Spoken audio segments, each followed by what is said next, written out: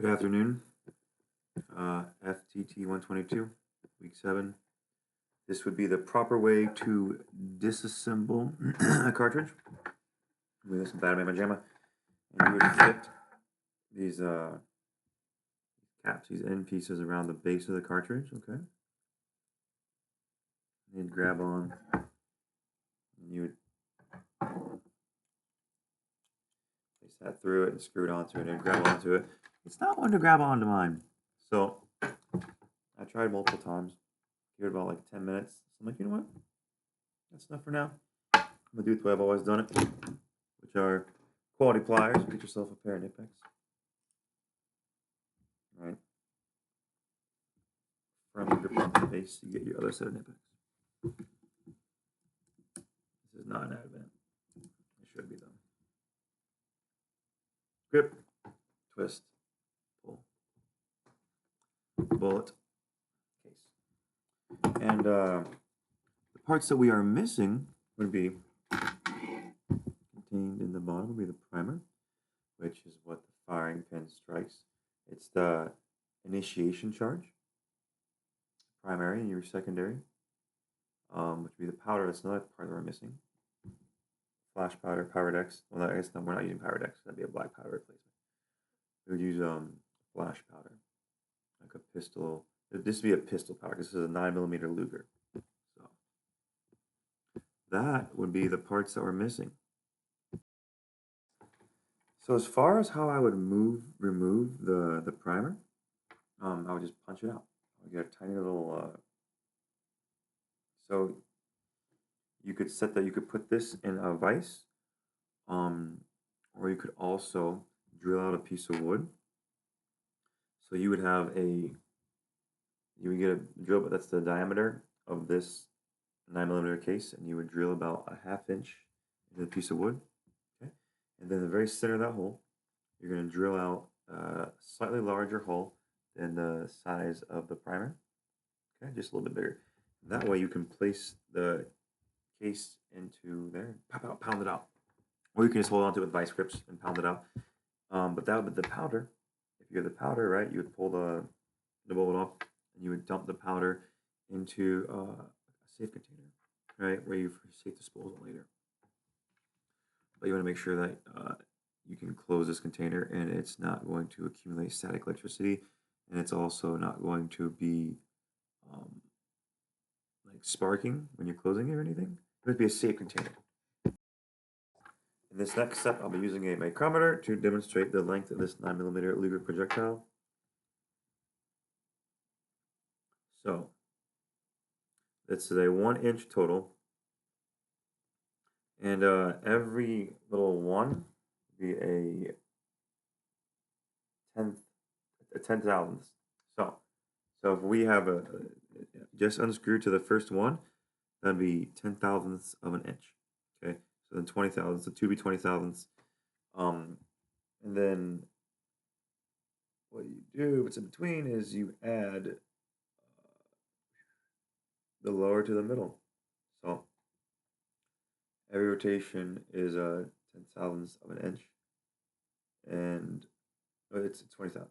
No, I forget. We just say what it says on there. 20,000. 20,000. It'd be 25. Because every bottom line would be 25,000. Yeah. It's 10,000. Okay. Ha! A little thinking in my head. So we're going to measure this 9mm projectile. Back off this.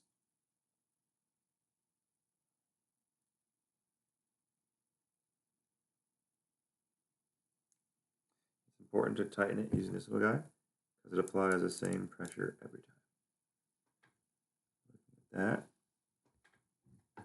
We see that on the tube, we're on the 5. So we're at least 50,000th. 5/10. So this is going to be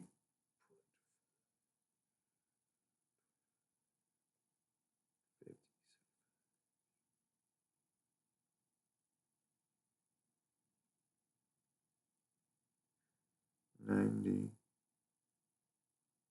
So let me do the math. Let me do the math. So 0.5.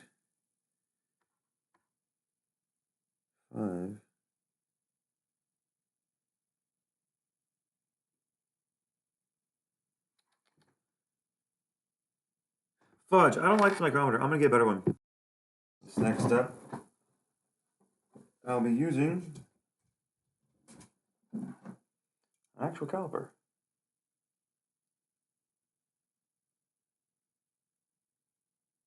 Okay, good. It zeroes out. It's an important part to... Champ, come on, bud. What are you doing? Come on, Champ. Goofy Champ's outside. Goodness gracious. We're going the manual caliper to the digital caliper. Look at the projectile length.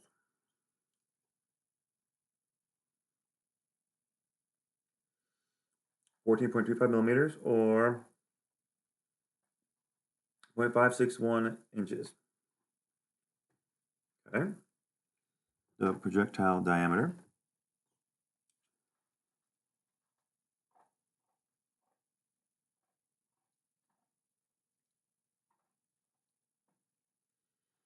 Uh, 0.357 inches or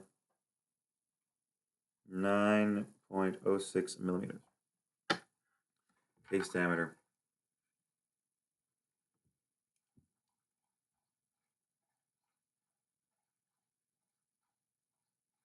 .52 millimeters.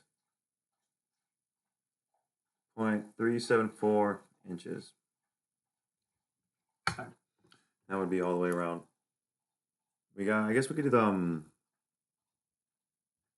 yeah, the rim's gonna be the same. Where it necks down though. The neck, no, the neck. Yeah. On the inner portion of the rim, we got a 0.339 inches or 8.61 millimeters on the rim. I was double checking because I was like, hang on, some of these portions don't seem like they're gonna fit. Due to this being a 9mm and it being a consistent size, there's not gonna be a difference in the neck or the shoulder. Like the body, it's all uniform. Okay, the only part where it necks down, or the head, I already gave that measurement. So due to this being a linear shape, made it nice and easy to measure. I'm now drawing a scale copy. Big fan of tracing. Big fan of tracing because I suck at drawing. Now, okay, this drawing says